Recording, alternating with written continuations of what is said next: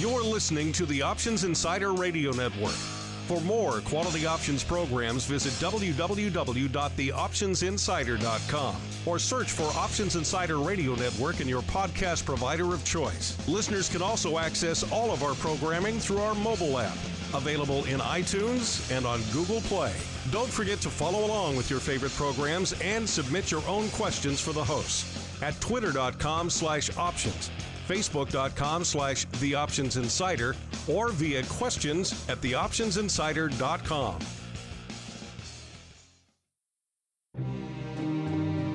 It is a dangerous world out there. Volatility is on the rise and your clients' portfolios are under assault from a growing number of threats. Simple diversification is no longer enough to shield the assets under your protection. Registered investment advisors, financial planners, and asset managers need a new weapon in their war on risk. Welcome to the Advisor's Option, the program designed to arm busy advisors with the information necessary to properly manage risk in this volatile environment. From options education, trading strategies and tips, to industry news and interviews with leading advisors, you'll find it all on the Advisor's Option. The Advisor's Option is brought to you by the Options Industry Council. The OIC was created to educate investors and their financial advisors about the benefits and risks of exchange-traded equity options. For more information on how the OIC can help you implement options in your practice, please visit optionseducation.org. The Advisor's Option is also brought to you by Swan Wealth Advisors. Since 1997, Swan has been the leader in hedged equity and option income strategies with GIPS verified results. Swan provides unique and valuable solutions to the inherent weaknesses of asset allocation, offering defined risk strategies that allow upside participation while also protecting advisors and investors against market risk. For more information about our advisor program for separately managed accounts, the Swan Defined Risk Mutual Fund, or our proprietary option overlay strategies, please contact Randy Swan at swanwealthadvisors.com. Think outside the style box. Think Swan when deciding on risk management solutions to market risk. And now, it's time to arm yourself with the latest weapons in the war on risk. It's time for the Advisor's Option.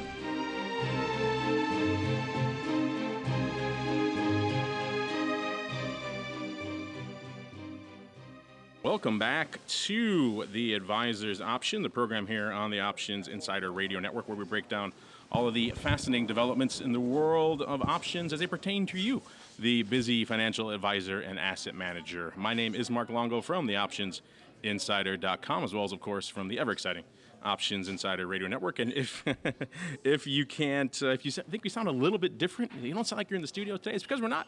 We're actually over here coming to you live to tape from the Swan Summit, the 2017 CIO Summit here in Chicago, which was very convenient of you guys to do it, just a few blocks from our studio. So if you hear a little background chatter and noise in the background there, it's because this conference just wrapped up, so we thought we'd sit down and record with you guys right now while it's still fresh in your minds. I'm joined by two cohorts here from Swan holding down the hot seats today. Let's start off. Let's go in order from left to right.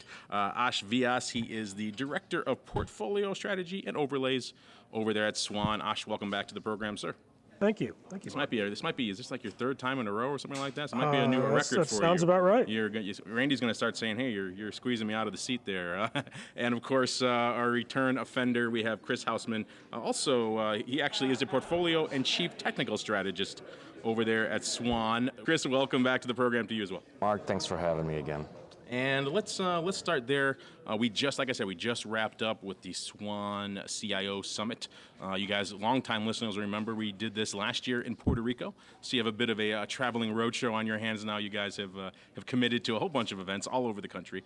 This year, of course, like we said, in Chicago. So let's start. What the heck was this thing? What did we just wrap up? What was everybody doing here? Whoever wants to start, maybe Chris, if we'll start with you. What is the CIO Summit? What are people coming out here to do? And what do we talk about here today? Well, this is a great opportunity for CIOs and people who are in the business to kind of really get to know Swan. We've been having these 10th boxes, these regional summits over the country, and you get a good chance to meet a portfolio manager,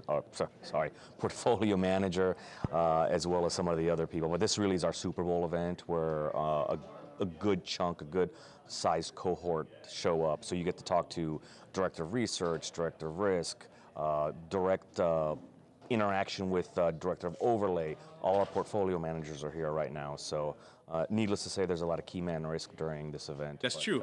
I was going to ask you that. Who's manning the shop here while the entire crew is here? We've got good instructions and a good crew back back at the mothership, so we don't have to worry about that. Aash, same question for you. Obviously, it's the second time you guys have done this now. What do you see as the purpose of this event? Well, I think it's an opportunity, as Chris said, to get a lot of key decision makers together to just have an open discussion, in a collegial environment about the state of the market, some of the different opportunities that are there, and to help form a plan going forward. There were obviously a lot of events today. It looks like you guys really put Micah to work today. He moderated multiple panels, so he's probably pretty tired right now, so he couldn't join us today. But you guys had a lot of different sessions. Maybe before we get into some of the individual ones, maybe just some broad strokes, some kind of your overall thoughts, maybe some interesting takeaways that you had from the session today. What were some interesting developments, maybe some interesting conversations you had with some attendees? What are kind of some of your thoughts coming away from the event? We'll go reverse. We'll go Aash, we'll start with you.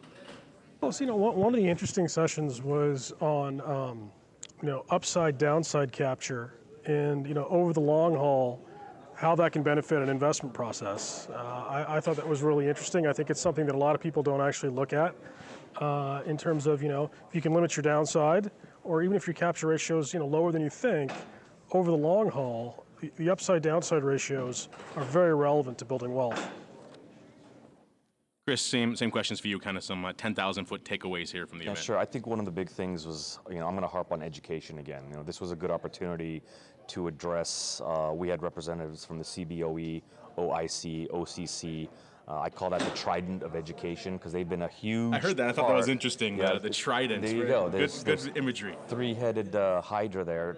Because they really have been at the forefront of education and getting options away from being voodoo products to something that everyone needs in their portfolio. So, again, the more financial advisors that are comfortable with this, their clients will be comfortable with this. We've been doing this for 20 years, so and this was, again, another chance for us to highlight our experience and provide proper investment solutions.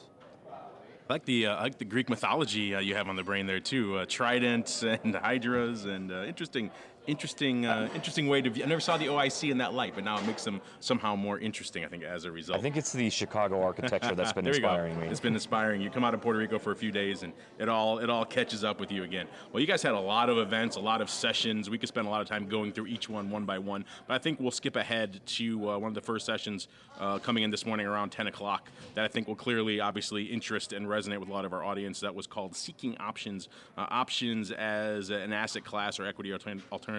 Again, you had Mika there getting put to work on the panel. We also had Edward Zotto, who's been on the show in the past, has done a lot of great studies out here in the space, as well as, of course, Matt Moran over there from the SIBO, and Kevin Baldwin, who's the new Director of Institutional Education and BizDev over there at the OIC, a big spot and one they've been missing for quite some time, so I'm glad they have someone back on that session. So it was interesting, a lot of interesting takeaways from that one. I think maybe to kind of jump back to what we were talking about at RMC not that long ago, Aash, was that it seems like the conversation just spilled over till today. Was everyone was once again the quote-unquote harvesting of the risk premium. It is still it is inescapable. It is the thing that everyone is drawn to. They had multiple slides here again today. Matt from the SIBO had some. Some were repeats from risk management. Others were just new. And again, kind of showing what a lot of these studies have shown for quite some time now.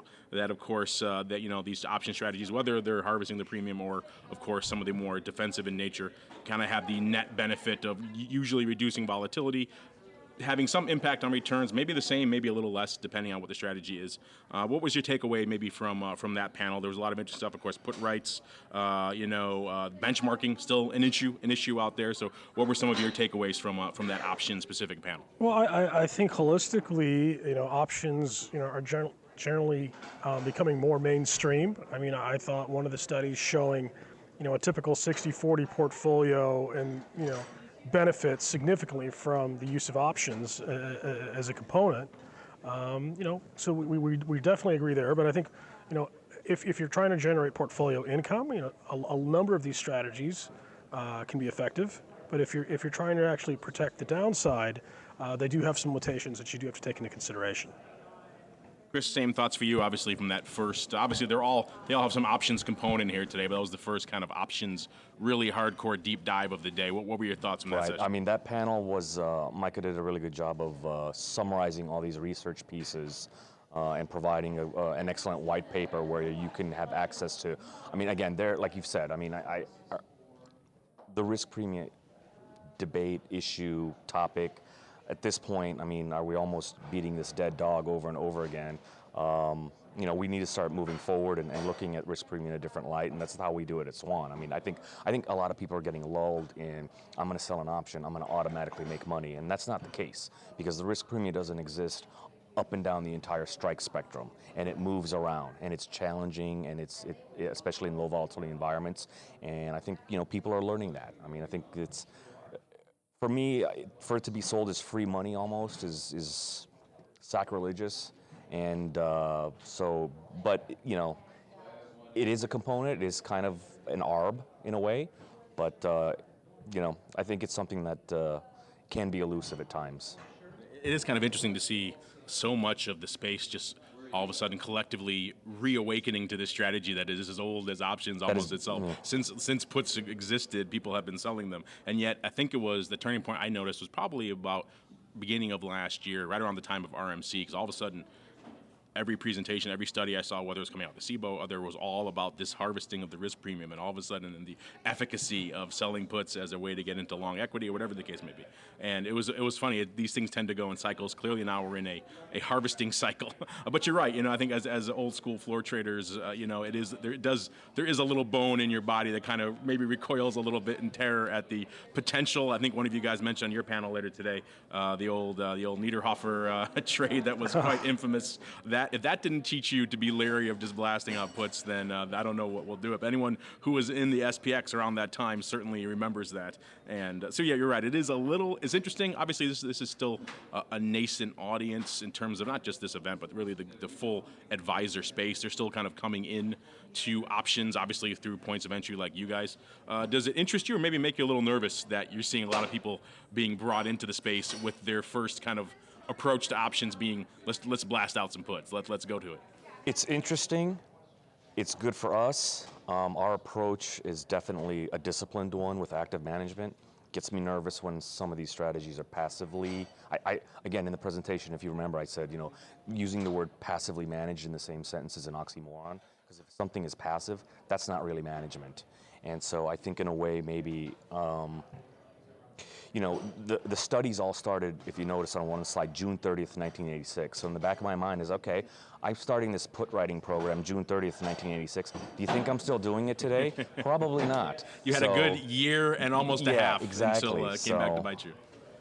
You're right. It is all about frame of reference at the end of the day. Before we move on from that other options panel, you guys obviously had your own panel a little bit later in the day. I thought there were some interesting nuggets from that, as well as from Randy and Rob's panel a little bit later. One of the things someone actually asked in the crowd, which I thought was interesting, and I think Randy commented on this, and I'd be curious to get your thoughts on this as well.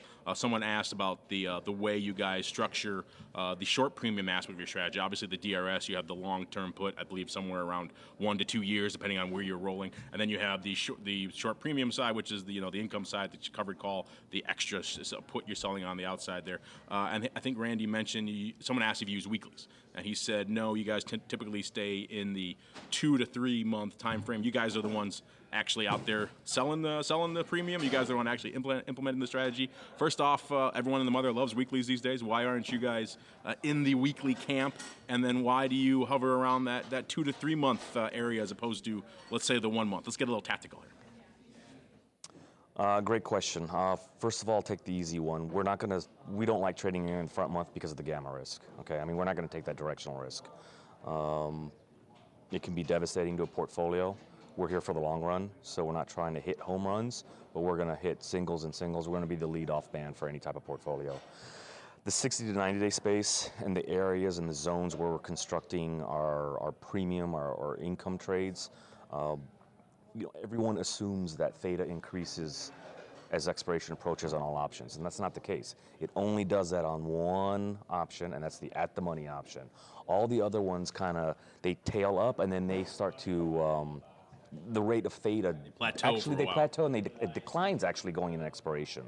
The space that we have is, I call it riding the theta wave. So we're trying to maximize, there's two components to income trading. You make money based off theta, everybody knows that, and then obviously you're trying to increase the probability or increase how much more theta you can collect by being tactical and selling higher volatility when you have the chance.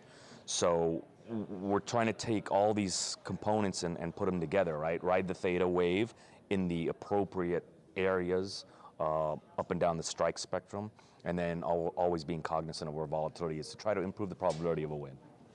One of the other things I chatted with Mika a little bit after that session as well. One of the things he brought up to me, which I thought was kind of interesting, is there's been this resurgence. Well, it's been an issue from the beginning in terms of where do things like the DRS and others, what bucket do they fit in? We talked about this on the show in the past, kind of the alts, the general alts ghetto. We're seeing some outlets like Morningstar now adding option categories, option writing, I believe they have, which they still kind of lump everything in under that same category. I'm curious for you guys, how do you come at that from the benchmarking perspective? I'm sure you get this question a lot, so where are you guys still kind of concerned, like places like Morningstar are, for example, lumping you in with a whole bunch of other unrelated, maybe someone, let's say for example, someone's coming in and all they're doing is harvesting the risk premium, shall we say, very aggressively. They're getting lumped in with a strategy like the DRS, which is in many ways the opposite. So what are your thoughts of that, and maybe some of the difficulties still when it comes to, if you're a manager doing this, what the heck do you benchmark to?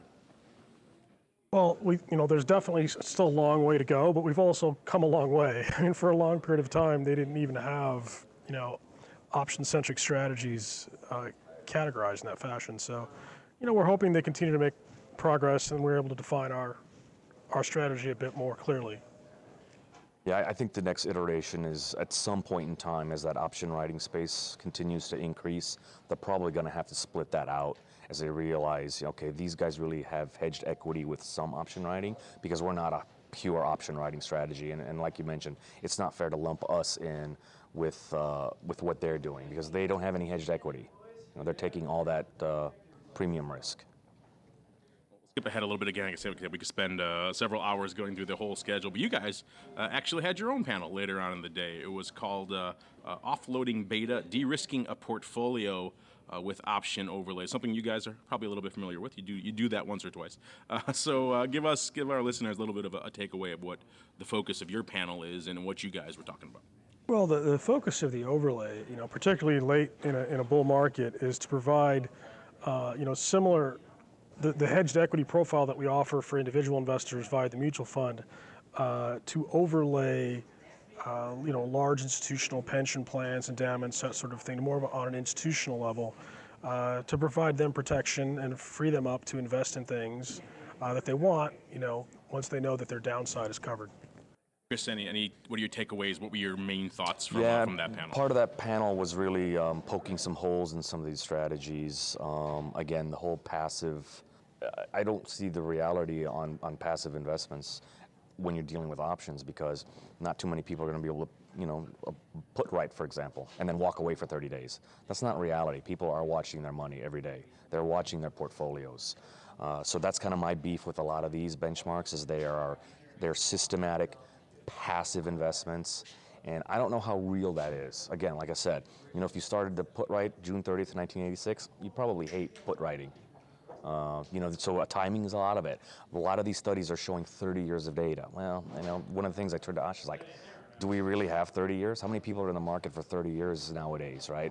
People are watching every tick nowadays. They have information at their fingertips. So I think the investing landscape is totally different today than what it was 30 years ago. Yeah, you came on the panel and said you were going to be the bad guy today, yes. and you put out a bunch of... Was I the bad guy? You poked a few holes in, shall we say, all that harvesting of the risk premium. You mentioned a few interesting, shall we say, drawdown periods. You just alluded to one, that data set that started in, I think what you said, June of 86. Clearly a big drawdown followed after that. But you mentioned a few other times when, shall we say, harvesting the risk premium wasn't the most, the best thing to be doing. What were some of those data points? Yeah, so right now you're hearing a lot of crying that, the VIX is low, it's difficult to harvest risk premia, and I think you're hearing that from people that have just gotten into this game. Yes, we'd like implied volatility to be high, but the driving factor, whether you can extract risk premia, is dependent upon the realized volatility underlying during the life of the option trade. That's the most important factor. And I mentioned, has everyone forgotten 2005, 2006, and the first half of 2007? Because that was a much lower volatility period than what we're dealing with right now, and those were very good income years. Those were very good income years. So, but that's the trick, right? It's whose crystal ball is going to predict what realized volatility is going to be in the future. I mean, my crystal ball is cloudy with a chance of meatballs. So, we know that our discipline and our program has worked for 20 years, and we stick to it in all volatility cycles. That's a good point, too. I mean, you guys kind of touched on it a little bit on the panel. I think someone might have asked in the audience around that time, too, about kind of the impact of volatility. Maybe I was going to get to it later. Let's just get to it now since you brought it up. What is it? What has it been like over the past, for pretty much all of Q1 here for 2017? We expected, I think, one thing when Trump took office, and we delivered exactly another. Someone on my network towards the end of last year, I think, jokingly referred to the fact that Trump is not a single-digit VIX president. Of course, what happened within a month of him taking office, it literally touched single digits. So he is, which I think surprised a lot of people. Obviously, like we said, you have the hedging component, which is longer term, not as impacted by things like that. But shorter term, the income portion, probably a little bit more challenging. Maybe walk us through some of the interesting things you guys have encountered. Has it been more challenging, or has it been kind of par for the course for you guys? Again, it's been challenging with respect to recent times. There's a lot more competition out there. There are a lot more eyes on the product. There's all kinds of the volatility, ETPs, ETNs. Those have pressure on volatility. So it's not, it's just not. It's not just S&P 500 options anymore. There's a lot of things, and they all work together when volatility is ebbing and flowing. So what it means is that we just have to look a little harder for these opportunities. But that's the name of the game. I mean, we've been doing this for so many years. And I said it today, what always happens to the easy trade? It disappears, or it gets shelved, and then something will happen with market mechanics, and then it'll come back again. May look a little different, but again, with all the experience and how long we've been doing this, how long Aash and I have been doing this, and others at Swan, we can recognize it as opposed to people who just started this business. If you just started options trading in the last couple of years, you know only one strategy. We know a bunch, so we can make that maneuver and shift it around. Aash, a similar question for you. You just mentioned it, Chris, about it being crowded. You mentioned on the panel as well the overlay space. Suddenly in the last few years getting a little bit crowded. What are you guys over there at Swan? How are you kind of responding to that? And what is your thought on a lot of these, shall we say, newer entrants into the overlay space who probably take a different methodology approach to you guys and what you guys are doing to maybe stand out from the crowd? Well, there are different philosophies and lots of ways to have success, but philosophically we believe that if you're going to harvest risk premia, you have to do it actively. Otherwise, you risk it harvesting you, right? So, and that's part of the reason we tend to go a bit further out, because if you ask any old floor trader or anyone who's actually managed a derivative portfolio about blow-ups, whether they were 20 years ago with the fund we mentioned, or some of the recent headlines we've seen with some of the funds that have struggled. Like if you're doing income trades, what are kind of the recurring patterns of risk? Leverage. Strike discipline, you let your shorts run through your strikes, and time. In that, if you're in a short gamma, short volatility environment, you have to be very active about managing these exposures, and you need time to make your adjustments. And so, some of these shorter dated strategies, some of these weekly strategies, I understand the incomes are up and the volumes are up, and some people have success with them. But in our experience, having seen some very volatile periods over time, we prefer to give ourselves a bit more of a cushion, be a bit further out in time, and not as sensitive to gamma and delta exposure in the front month. Yeah, it's about being battle tested and the experience, like Aash said, and it's like these overlays, all these overlay programs, and then premium extraction programs. So we're going to change some terminology on this show today. We're not allowed to say harvesting. No more risk harvesting premium. of risk premium. We're going to anymore. say extraction, premium extraction. Again, you got to ask, how long have they been in the game? Have they seen all these events, and have they been able to last through those? Rob brought up an interesting point on his panel, I believe, with Randy today about about taking that, how you guys obviously by writing the income portion can cover some or all of the hedging costs. I'm curious if you guys ever, I never noticed this in your documentation. You've ever maybe broken that down? I know obviously it's going to change by the year and by the volatility environment, and there's reinvestments in the shares that's going to complicate all of that. But has it ever, you have any ballpark figure like on a given year? Do you think how much of that that put hedging do you typically cover? Is there like a ballpark you aim for, or is it what does that break down to? Well, I mean, the long-term hedge historically has dragged about 3 to 4%. So it costs us about 3 to 4% to insure the portfolio. The historical average of the income component has been about 5%. So we have been covering the cost, if not over and above that. That's a good thing, particularly every study you see, including recently at RMC, where I think if you just went out and just bought, let's say, 3 to 5% out of the money S&P put, depending on monthly or quarterly how you rolled it, but your expenditure is going to be somewhere around 8.5% a Yes. year. So that's a substantial outlay. If you can defray some, or if in case of your guys actually cover all of it and have a little bit extra, that's a nice extra bonus as opposed to shelling out time and again for these expensive puts. Especially with the skew. I think we'll get to skew really quickly in a minute, but before we do that, obviously you guys had a couple of our sessions of the day, but anything else that kind of leaps to mind as you wrap up here? They're tearing the room apart here, so I don't know how much longer we have. But any other takeaways that really kind of leapt to mind for you guys from the CIO Summit today? And if someone's interested, someone's hearing this, maybe who should attend this event in the future, and maybe what can they take away from this? Yeah, I think, this is a good event for CIOs of university endowments or foundations or pension plans. A lot of them, as people discussed here, are facing underfunded status. They have a fixed set of obligations that they have to meet. And the current environment forces them to have a large allocation to equity, which is fine, but can be volatile. So, we believe our overlay product is one solution for this environment. Chris, same question for you. Yeah, I mean, I agree with Aash completely. This was a little different this year than the CIO conference that we had last year, because there is a big interest now from endowments, foundations, and pensions. They are having this funding gap. They are realizing the power of numbers, and Rob Swan was on our panel talking a little bit about that hey, you win in this game in the long run by not losing big. So that's why, my concern is passive put-right strategies. They do have the potential of losing big. And is that really the right thing for an endowment, pension, or some type of family foundation, to be in those kind of passively invested vehicles as opposed to actively managed programs that have, 20-year track records of both performance and discipline? Now, we heard skew mentioned a few times on the panels today. I thought it'd be an interesting time to talk about this. It's very much in top of mind for a lot of people these days. About 2 weeks ago, I think it was, we saw the CBOE skew index, which I think Matt referenced here today, hit an all-time high out there. I think it was about 154, 155. So we saw a lot of interest, even from mainstream media, financial media, in this relatively esoteric topic of volatility skew. We talked before about lower, cheaper levels, comparatively cheaper levels of volatility. Skew is obviously another part of that conversation.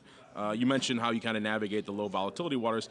Has it been any interest, or has it been more exciting or more difficult for you as a result of this brief spike we saw in skew? I think it's coming down to more normal levels now, or is that was it really not really a material development for you guys? Well, it comes down to managing value, right? I tried to make a separation today between price and value.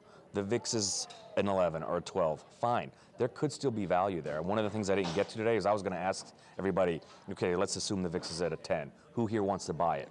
Who here wants to sell it? I didn't get to ask that today. But my answer would have been, well, it depends. It depends on if we see value there. I could be a buyer, I could be a seller. So when skew does go to heightened levels, there's opportunity there. So it's a matter of being able to recognize that, taking advantage of that. But I also said today, if you're going to give value to certain parts of the curve or give more probability to an event happening, in that case downside strikes, well, the models take it away from somewhere else. You got to take it away from some other piece, because everything is like one big pie, and all you're doing is pushing some pie to the left side of the plate, and then you're pushing more pie to the right side of the plate, and vice versa. So that's the game that we have to continuously analyze and play, so that we are constantly extracting value to extract that premium. Aash, a similar question for you. Obviously, you can say you just came back from the risk management conference. You're doing a lot of the research work over there at Swan with, of course, Mika and Mark. And so there's a lot of debate about, in the wake of this spike of skew, about the efficacy of skew itself as an indicator, as a useful tool. I'm curious, what are your thoughts on that? Do you find it to be a pretty useful indicator of what it's supposed to be, which is, of course, hedging interest and tail risk? Or is it maybe a little bit overblown, or maybe somewhere in between? No, I think in the long run it is a very useful tool, but it's certainly not omnipotent. Like as any experienced options trader can tell you, the skew can be a component of put buying, an increase in skew, or it could also be a component of the call side of the equation, right? So sometimes it can give you a false positive or a false negative, but all in all, it's one metric that you use in conjunction with term structure analysis, kurtosis, looking at all these relationships. But no, I don't think I don't think it's lost any efficacy. It's just not everything. Yeah, I think the skew index really has been a pretty good marker of short-term bottoms lately. And one of the things is because, assume that skew is increasing because of downside demand, so put buying, if you will, and the markets do go down, so people are right. They have to monetize that. So when they come in and monetize by selling all their puts, well, there's your short-term bottom because the other side has to hedge these delta neutral and the markets go back up. So I've been watching the skew more and more really as an indication of where we could potentially have a bottom. Yeah, it has been interesting to watch skew of late, particularly as you mentioned, Aash. It is an equation. There's a numerator and a denominator, so people sometimes forget that portion. They assume instantly high skew equates to aggressive put buying, but I think as we saw recently, it wasn't the case. It was actually a little bit more aggressive call selling that ended up inflating that number perhaps a little bit artificially. But still, you're right, it is an interesting one, and every time you bring up skew, someone has their own flavor of it, their own viewpoint of it. It's one of those more contentious indicators or variables out there. So I'm sure we'll be talking about it again. I know last year was, shall we say, a somewhat quiet year for the options market. Overall volume was down, but we're recording this right here at the beginning of April now, right at the time for the Swan Summits. We just have the numbers hot off the presses here from our friends over there at OCC, who I believe were in attendance today. And looks like the number is a little bit better, at least for March. Their overall listed options volume was about almost 375 million contracts, up 8% from March of last year. Breaking it down a little bit further, equity options volume, where of course a lot of us live, about 329, almost 330 million contracts, a 7% increase from March of last year. That includes cleared ETF options volume of about 157 million contracts, which is an 11% increase from March of last year. And where you guys spend a lot of your time, index options, a strong month for index options, up 18%, which is interesting because it wasn't like March was a rock'em sock'em robots month out there from an overall volatility or movement perspective, yet still up 18%, perhaps getting back to the equation factor. Maybe March of last year, a little bit quieter by comparison, so it made it easy to look good. But still, any of those numbers kind of leap out at you or surprise you? Obviously, I think the index one is a little surprising that it was such a strong month, given if you're out there harvesting the risk premium, as you said earlier. Or I forgot you banned that term. What did you term it now? Extraction. If you're out there extracting the risk premium, it wasn't the most attractive of months, but still a boom month overall. Well, what are your thoughts? Yeah, so at face value, I would be surprised because of the lack of volatility in the movement in the underlying. But the other side is I'm not surprised because more and more people are getting involved in this game. Financial advisors are getting education and realizing that this is a necessary tool for their clients. So I think the volume is just going to continue to increase, and a few more data points of like no underlying movement and maybe some low implied volatility. But if we continue to see option volume, that's a testament to, hey, more and more people are just using these vehicles now. All right, before we wrap up here, let's get a couple of you guys on the show as well. Let's check out our office hours. It's time to answer your pressing questions about options. It's time to start our office hours. You can become a part of this segment by leaving a question on theoptionsinsider.com, emailing us at questions@theoptionsinsider.com, or via social media at twitter.com/options, facebook.com/theoptionsinsider, or stocktwits.com/optionsinsider. All right, and welcome to the office hours. Like the name implies, this is indeed the portion of the show where you guys get to ask us some questions. We always have so many. We read them all, even though we don't get a chance to answer them all on the show. We'll get a couple in now. This one from Aiden, actually. Aiden Chance Good name if he's a trader. I like that. This kind of gets back to what we were talking about earlier. He says, I heard you guys discussing the problem of lumping options funds and strategies into the alts ghetto, my favorite term, on the last show. I understand your complaints. What do you think would be a better category to gauge options performance? Again, this kind of gets back to what we were talking about a little bit earlier. There are so many flavors of options approaches.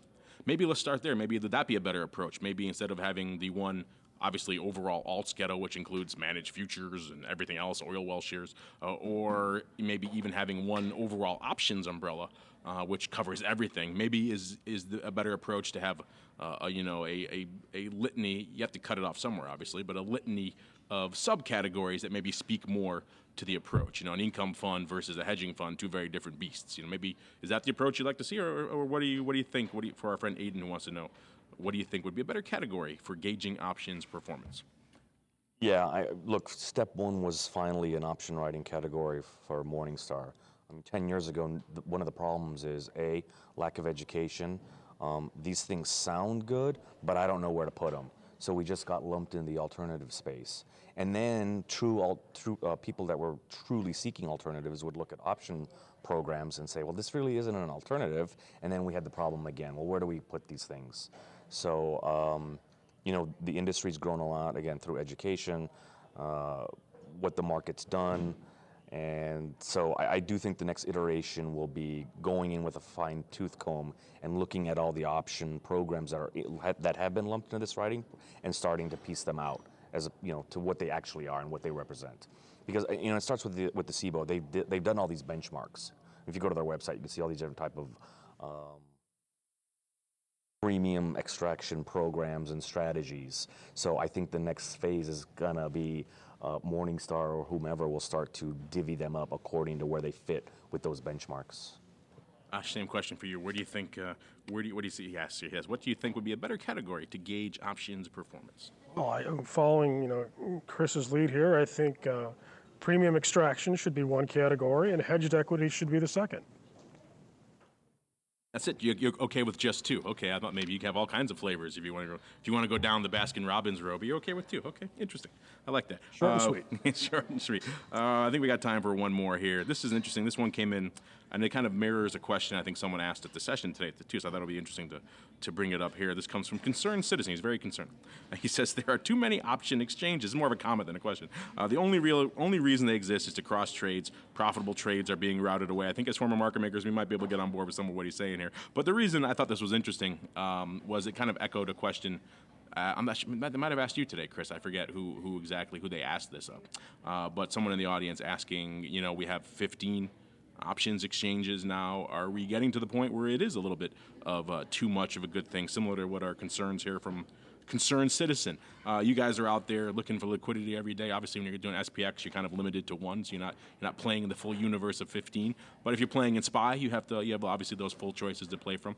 What are some of your thoughts on this? And does this concern you going forward? Maybe the potential fragmentation, or is it on the other side maybe a benefit for you guys? Well, more exchanges means more competition, which means better pricing for our clients, and that's a good thing for all of us. I think. I believe one of the panelists today mentioned, because I think the topic was talking about during August 24th of 2015, when there was dislocation between the individuals, the single stocks, and the corresponding ETFs. And he said, well, one exchange did not open up that morning because of their procedures. That's the problem. So if we have 15 exchanges, they all have to be on board, have the same rules, and make sure that we don't have these dislocations in the market. So I think, we learned the hard way back then. They've made some changes. Let's see if it all works out during the next event. Ash, same question for you. Yeah, I think the liquidity providers may not share this opinion, but I think more exchanges equals more liquidity, which equals better price and liquidity for the end client, which is our focus. Gosh, the ray of sunshine here. I like it here on the program. I think we'll end on that optimistic note before they kick us out here for tearing down the space. But before we wrap up here, like we said, if listeners are interested in maybe attending next year's Swan Summit, or I know you guys also have your 10th box events, where should they go? What should they do? You can go to 10thbox.com to see where our next regional summits are.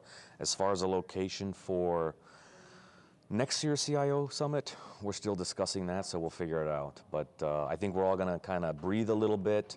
We've been putting a lot of work into this, as you can imagine. So I think we're going to take, still do what we do, but at least take a breather. You have a well-deserved steak in Chicago tonight. I think you guys all earned it. Again, if you're interested in that, listeners, it's 10th, the number 10, TH, so 10thbox.com. And also follow them on Twitter if you haven't already as well. Swan Global over there on Twitter. And on behalf of Aash and Chris, and indeed myself, I want to thank all of you out there in the listening audience for downloading, streaming, and subscribing to the show. And of course, for sending in so many great questions. Only had time to get to a couple, but don't worry, keep sending them in. We'll get to them on future shows.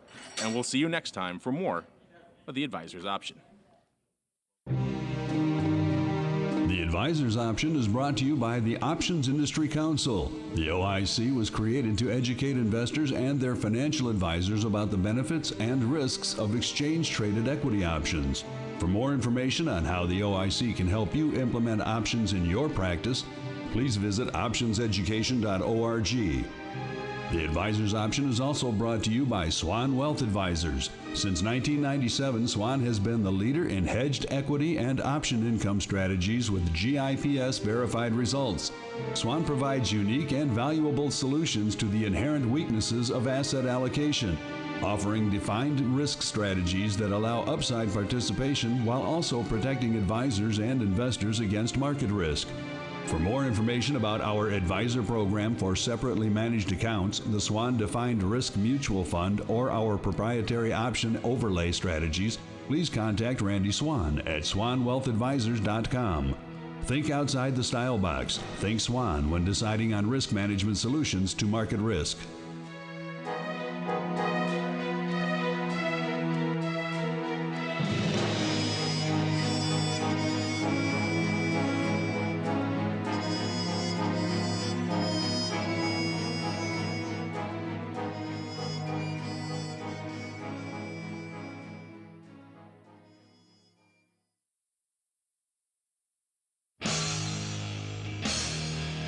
The preceding program was a production of the Options Insider Radio Network. For more quality options programs, visit www.theoptionsinsider.com or search for Options Insider Radio Network in your podcast provider of choice. Listeners can also access all of our programming through our mobile app, available in iTunes and on Google Play.